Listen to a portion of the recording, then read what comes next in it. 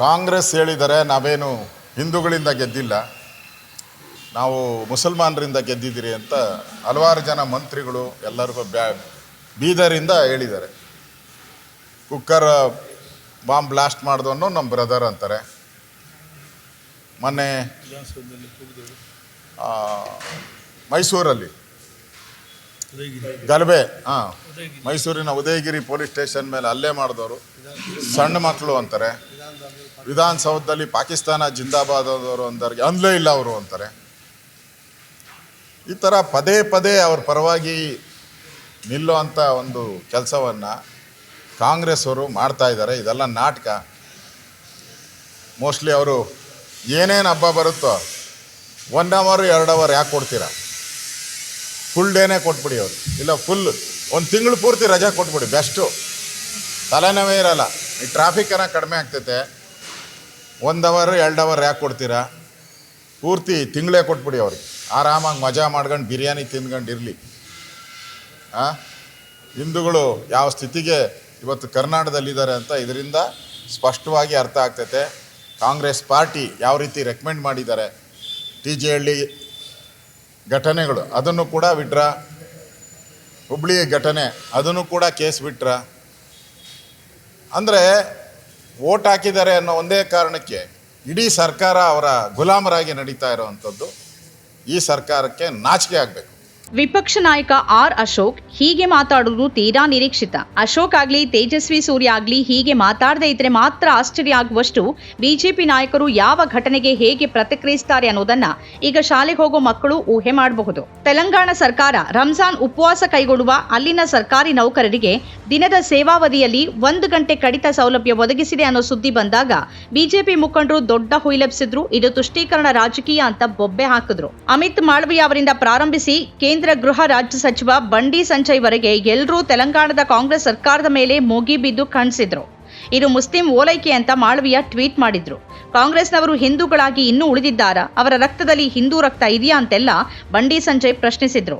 ತೆಲಂಗಾಣದ ಬಿಜೆಪಿ ಶಾಸಕ ರಾಜಾ ಸಿಂಗ್ ಎಂದಿನಂತೆ ತೀರಾ ಕೆಟ್ಟ ಭಾಷೆಯಲ್ಲಿ ವಿರೋಧಿಸಿದ್ರು. ಆದರೆ 4 ದಿನಗಳ ಮೊದಲೇ ಫೆಬ್ರವರಿ 11ನೇ ತಾರೀಕು ಆಂಧ್ರಪ್ರದೇಶದ ಸರ್ಕಾರ ಇಂಥದ್ದೇ ಸುತ್ತೋಲೆಯನ್ನು ಹೊರಡಿಸಿತ್ತು. ಅಲ್ಲೂ ಮುಸ್ಲಿಂ ನೌಕರರಿಗೆ 1 ಗಂಟೆ ರಿಯಾಯಿತಿಯನ್ನು ನೀಡಲಾಗಿತ್ತು. ಆಂಧ್ರದಲ್ಲಿರೋದು ಬಿಜೆಪಿ ಬೆಂಬಲಿತ ಟಿಡಿಪಿ ಪಕ್ಷದ ಸರ್ಕಾರ, ದಿಲ್ಲಿಯಲ್ಲಿರೋದು ಟಿಡಿಪಿ ಬೆಂಬಲಿತ ಬಿಜೆಪಿ ಸರ್ಕಾರ. ಬಿಜೆಪಿ ನಾಯಕರು ತೆಲಂಗಾಣ ಸರ್ಕಾರದ ಸರ್ಕ್ಯುಲರ್ ಅನ್ನು ಪ್ರಶ್ನಿಸಿದಾಗ ಮಾಧ್ಯಮಗಳು ಆಂಧ್ರ ಸರ್ಕಾರದ ಸುತ್ತೋಲೆ ಬಗ್ಗೆ ಬಿಜೆಪಿ ನಾಯಕರನ್ನ ಕೇಳಿದ್ವು. ಬಿಜೆಪಿಯ ಸತ್ಯಕುಮಾರ್ ಯಾದವ್ ಆಂಧ್ರದ ಆರೋಗ್ಯ ಮತ್ತು ಕುಟುಂಬ ಕಲ್ಯಾಣ ಖಾತೆಯ ಸಚಿವ. ಹೀಗಿರುವಾಗ ತೆಲಂಗಾಣ ಸರ್ಕಾರದ ನಿರ್ಧಾರ ಮುಸ್ಲಿಂ ಓಲೈಕೆ ಹಿಂದೂ ವಿರೋಧಿ ನೀತಿ ಅಂತ ಆಗೋದಾದ್ರೆ ಆಂಧ್ರ ಸರ್ಕಾರನೂ ಹಿಂದೂ ವಿರೋಧಿ ಆಗಿರ್ಬೇಕಲ್ವಾ? ಮಾಳವಿಯಾ, ಬಂಡಿ ಸಂಜಯ್ ಎಲ್ಲರೂ ಗಪ್ಚುಪ್ಪಾದ್ರು. ಕೊನೆಗೆ ಆಂಧ್ರದ ಬಿಜೆಪಿ ಘಟಕ ಈ ರಿಯಾಯಿತಿಯನ್ನ ಬೆಂಬಲಿಸಿದೆ ಅಂತ NDTV ವರದಿ ಮಾಡಿತು. ಅಲ್ಲಿಗೆ ಬಿಜೆಪಿಯ ದ್ವೇಷಕೋರರ ಬಾಯಿ ಬೀಗ ಬಿತ್ತು. ಆದರೆ ಈ ಎಲ್ಲಾ ಬೆಳವಣಿಗೆಗಳು ಅಶೋಕ್ ಗಮನಕ್ಕೆ ಬಂದಿರೋ ಸಾಧ್ಯತೆ ಇಲ್ಲ. ಇದೀಗ ಕರ್ನಾಟಕದಲ್ಲೂ ಅದೇ ರೀತಿಯ ಸೌಲಭ್ಯ ಕಲ್ಪಿಸುವಂತೆ ಮುಖ್ಯಮಂತ್ರಿ ಸಿದ್ದರಾಮಯ್ಯ ಅವರಿಗೆ ಕೆಲವರು ಮನವಿ ಸಲ್ಲಿಸಿದ್ದಾರೆ. ಕೆಪಿಸಿಸಿ ಉಪಾಧ್ಯಕ್ಷರಾದ ಸೈಯದ್ ಅಹಮದ್ ಮತ್ತು ARM ಹುಸೇನ್ ಅವರು ಈ ಪತ್ರವನ್ನು ಮುಖ್ಯಮಂತ್ರಿಯವರ ರಾಜಕೀಯ ಕಾರ್ಯದರ್ಶಿ ನಜೀರ್ ಅಹಮದ್ ಅವರ ಮೂಲಕ ಸಿದ್ದರಾಮಯ್ಯ ಅವರಿಗೆ ಬರೆದಿದ್ದು, ರಾಜ್ಯದಲ್ಲಿ ಸರ್ಕಾರಿ ನೌಕರರಾಗಿ ಕೆಲಸ ಮಾಡ್ತಿರುವ ಮುಸ್ಲಿಮರಿಗೆ ಅನುಕೂಲವಾಗಲಿ ಅನ್ನೋ ನಿಟ್ಟಿನಲ್ಲಿ ಈ ಮನವಿಯನ್ನ ಮಾಡಿದ್ದಾರೆ. ರಂಜಾನ್ ತಿಂಗಳಲ್ಲಿ ವಿಶ್ವದಾದ್ಯಂತ ಕೋಟ್ಯಾಂತರ ಮುಸ್ಲಿಮರು ಸೂರ್ಯೋದಯದಿಂದ ಸೂರ್ಯಾಸ್ತದವರೆಗೆ ಉಪವಾಸ ಆಚರಿಸುತ್ತಾರೆ. ಉಪವಾಸ ಆಚರಿಸೋಕೆ ದೈಹಿಕ ಸಾಮರ್ಥ್ಯವಿಲ್ಲದ ರೋಗಿಗಳು, ಪ್ರಯಾಣಿಕರು ಸೇರಿದಂತೆ ದುರ್ಬಲರಿಗೆ ರಂಜಾನ್ನಲ್ಲಿ ಉಪವಾಸ ಆಚರಿಸೋದ್ರಿಂದ ವಿನಾಯಿತಿ ನೀಡಲಾಗಿದೆ. ನೆತ್ತಿ ಮೇಲೆ ಸುಡುವ ಸೂರ್ಯನ ಕೆಳಗೆ ದಿನವಿಡೀ ದುಡಿಯುವ ಕಾರ್ಮಿಕನಿಂದ ಹಿಡಿದು ಶಕ್ತ್ಯಾನುಸಾರ ಪ್ರತಿಯೊಬ್ಬರೂ ನಿಷ್ಠೆಯಿಂದ ಉಪವಾಸ ಆಚರಿಸುತ್ತಾರೆ. ಸರ್ಕಾರಿ ಕೆಲಸದ ಅವಧಿ ಬೆಳಗ್ಗೆ 10 ರಿಂದ ಸಂಜೆ 5:30ರವರೆಗಿದ್ದು ಉಪವಾಸ ತೊರೆಯುವ ಸಮಯ ಮಗ್ರಿಬ್ ಆಜಾನ್ ಅಂದ್ರೆ ಸುಮಾರು ಸಂಜೆ 6:30ರ ಅವಧಿಯಲ್ಲಿ ಬರುತ್ತೆ. ಅಂದ್ರೆ ಕೆಲಸದ ಅವಧಿಯ ಬಳಿಕ ಸರಿಸುಮಾರು 1 ತಾಸಿನ ಅವಧಿ ಉಪವಾಸ ತೊರೆಯೋಕೆ ನಡೆಸುವ ಸಿದ್ಧತೆಗೆ ಲಭ್ಯ ಆಗುತ್ತೆ. ಕಾಂಗ್ರೆಸ್ ಸರ್ಕಾರದಲ್ಲಿ ಮುಸ್ಲಿಮರಿಗೆ ಸಾಕಷ್ಟು ಪ್ರಾತಿನಿಧ್ಯ ಸಿಕ್ಕಿಲ್ಲ, ಉತ್ತಮ ಖಾತೆಗಳು ಸಿಕ್ಕಿಲ್ಲ. ಬಜೆಟ್ ಬಗ್ಗೆ ಚರ್ಚೆಗೆ ಮುಸ್ಲಿಂ ಸಮುದಾಯದ ಮುಖಂಡರನ್ನ ಕರೆಯೋದೇ ಇಲ್ಲ. ಅಲ್ಪಸಂಖ್ಯಾತರ ಅಭಿವೃದ್ಧಿಗೆ ಬಜೆಟ್ನಲ್ಲಿ ಪ್ರತಿ ವರ್ಷ ಸಾವಿರಾರು ಕೋಟಿ ರೂಪಾಯಿ ಅನುದಾನ ಘೋಷಣೆಯಾಗುತ್ತೆ.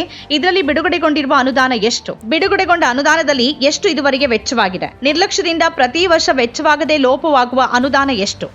ಯಾವುದೇ ಕನಿಷ್ಠ ಮೂಲಸೌಕರ್ಯಗಳಿಲ್ಲದ ಮುಸ್ಲಿಂ ಬಾಹುಳ್ಯದ ಕೊಳಗೇರಿಗಳ ಸಂಖ್ಯೆ ದಿನೇ ದಿನೇ ಹೆಚ್ಚಾಗೋಕೆ ಕಾರಣ ಏನು? ಈ ಕೊಳಗೇರಿಗಳ ಅಭಿವೃದ್ಧಿಗಾಗಿ ಮೀಸಲಿಟ್ಟಿರುವ ಅನುದಾನ ಯಾವ ರೀತಿಯಲ್ಲಿ ವೆಚ್ಚವಾಗ್ತಾ ಇದೆ? ವಿದ್ಯಾರ್ಥಿಗಳಿಗೆ ದೊರೆಯಬೇಕಾದ ಸ್ಕಾಲರ್ಶಿಪ್ಗಳು ಸೂಕ್ತ ಸಮಯಕ್ಕೆ ದೊರೆಯದೆ ಲಕ್ಷಾಂತರ ವಿದ್ಯಾರ್ಥಿಗಳು ಯಾಕೆ ಸಂಕಷ್ಟ ಅನುಭವಿಸುತ್ತಿದ್ದಾರೆ? ಅರ್ಧದಲ್ಲೇ ಶಾಲೆ ಬಿಡುವ ಮುಸ್ಲಿಂ ವಿದ್ಯಾರ್ಥಿಗಳ ಸಂಖ್ಯೆ ಯಾಕೆ ಹೆಚ್ಚಾಗ್ತಿದೆ?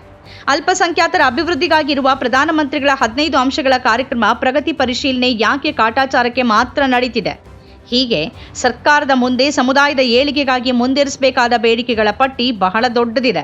ಬಹುತೇಕ ದಿನವಿಡೀ ಫ್ಯಾನಿನ ತಂಗಾಳಿಯ ಕೆಳಗೆ ಕಾರ್ಯನಿರ್ವಹಿಸುವ ಸರ್ಕಾರಿ ನೌಕರರಿಗೆ ಕೆಲಸದ ಅವಧಿಯಲ್ಲಿ ವಿನಾಯಿತಿ ಬೇಡಿಕೆ ಈ ಪಟ್ಟಿಯಲ್ಲಿ ಸ್ಥಾನ ಪಡೆಯೋಕೆ ಯಾವುದೇ ಕಾರಣಕ್ಕೂ ಅರ್ಹ ಆಗೋಕೆ ಸಾಧ್ಯ ಇಲ್ಲ. ಮುಸ್ಲಿಂ ಸಮುದಾಯದ ತುರ್ತು ಅಗತ್ಯತೆಗಳ ಬಗ್ಗೆ ಸೂಕ್ತ ದೃಷ್ಟಿಕೋನ ಇಲ್ಲದವರಿಂದ ಮಾತ್ರ ಇಂತಹ ಬೇಡಿಕೆಗಳು ಮುಂದೆ ಬರೋಕೆ ಸಾಧ್ಯ ಇದೆ. ಇಂತಹ ಬೇಡಿಕೆಗಳನ್ನು ಇಡುವ ಮೂಲಕ ಆರ್ ಅಶೋಕ್ ರಂತಹ ಬಾಯಿ ಬಡುಕರಿಗೆ, ಕೋಮುವಾದಿ ರಾಜಕಾರಣಿಗಳಿಗೆ ಏನೇನೋ ಅಸಂಬದ್ಧ ಮಾತಾಡೋಕೆ ಅವಕಾಶ ಆಗತ್ತೆ ವಿನಃ ಸಮುದಾಯಕ್ಕೆ ಇದರಿಂದ ಯಾವುದೇ ಲಾಭ ಇಲ್ಲ. ಒಂದ್ ಕಡೆ ಪ್ರಧಾನಿ ಮೋದಿ ಅರಬ್ ದೇಶಗಳ ಮುಖ್ಯಸ್ಥರನ್ನ ಸ್ವಾಗತಿಸೋಕೆ ಸ್ವತಃ ವಿಮಾನ ನಿಲ್ದಾಣಕ್ಕೆ ಹೋಗಿ ಅವರನ್ನ ಆಲಂಗಿಸಿಕೊಳ್ಳೋದು, ಒಂದೊಂದೇ ಅರಬ್ ದೇಶಗಳು ಮೋದಿಜಿಗೆ ಉನ್ನತ ನಾಗರಿಕ ಸನ್ಮಾನ ಮಾಡೋದು, ಮತ್ತೊಂದ್ ಕಡೆ ಸ್ವತಃ ಅವರೂ ಸೇರಿ ಬಿಜೆಪಿ ನಾಯಕರು ಮುಸ್ಲಿಂರ ವಿರುದ್ಧ ದ್ವೇಷ ಕಾರೋದು. ಅದಕ್ಕೆ ಆಗಾಗ ಅವಕಾಶ ಕಲ್ಪಿಸೋಕೆ ಒಂದಷ್ಟು ಮುಸಲ್ಮಾನ ಕಾಂಗ್ರೆಸ್ ನಾಯಕರು ಹೇಗೂ ಸಿಕ್ಕೇ ಸಿಗ್ತಾರೆ. ಈಗ ಆಗಿರೋದು ಅಷ್ಟೇ. ಸ್ವತಂತ್ರ ಪತ್ರಿಕೋದ್ಯಮ ಇಂದಿನ ತುರ್ತು. ಅದನ್ನ ವಾರ್ತಾ ಭಾರತಿ ಮಾಡ್ತಾ ಇದೆ. ನಮ್ಮ ಚಾನೆಲ್ ಅನ್ನ ಸಬ್ಸ್ಕ್ರೈಬ್ ಮಾಡೋದ್ರ ಜೊತೆಗೆ ಬೆಲ್ ಐಕಾನ್ ಒತ್ತಿ ನಮ್ಮನ್ನ ಬೆಂಬಲಿಸಿ. ಹಾಗೆ ನಮ್ಮ ಕಾರ್ಯಕ್ರಮಗಳನ್ನು ಲೈಕ್ ಮಾಡಿ, ಕಮೆಂಟ್ ಮಾಡಿ, ಅದನ್ನು ಬೇರೆಯವರಿಗೂ ಕೂಡ ಶೇರ್ ಮಾಡಿ. ಹೀಗೆ ನೀವು ಮಾಡಿದಾಗ ನಮ್ಮ ಚಾನೆಲ್ ಮತ್ತಷ್ಟು ಜನರಿಗೆ ತಲುಪತ್ತೆ. ಆ ಮೂಲಕ ನಮಗೆ ಸಹಕಾರ ಆಗುತ್ತೆ. ಇದು ನೀವು ಯಾವುದೇ ಖರ್ಚಿಲ್ಲದೆ ಮಾಡಬಹುದಾದ ಸಹಕಾರ. ಧನ್ಯವಾದ.